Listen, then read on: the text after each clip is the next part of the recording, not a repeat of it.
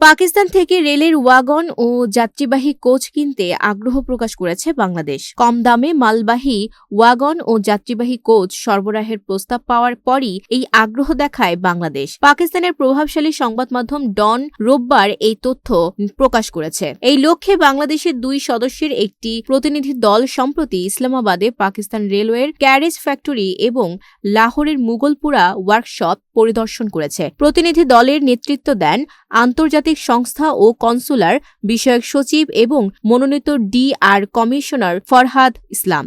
তার সঙ্গে ছিলেন পাকিস্তানে নিযুক্ত বাংলাদেশের high commissioner Mohammad Iqbal Hussain Khan. Pakistan railway chief mechanical engineer Mohammad Nasir Khalili প্রতিনিধি দলকে রেলওয়ের উৎপাদন সক্ষমতা, কারিগরি দক্ষতা ও চলমান প্রকল্প সম্পর্কে অবহিত করেন। পাকিস্তান ও বাংলাদেশ ভ্রাতৃপ্রতিম দেশ। রেলওয়ে খাতে সহযোগিতার বিপুল সম্ভাবনা রয়েছে। পরবর্তী ধাপে বাংলাদেশের রেলওয়ে বিশেষজ্ঞরা বিস্তারিত কারিগরি মূল্যায়নের জন্য পাকিস্তানে সফর করবেন। বিশ্লেষকদের মতে এই উদ্যোগ 2 দেশের সম্পর্ককে নতুন মাত্রা দিতে পারে। Desk report, news flash 71।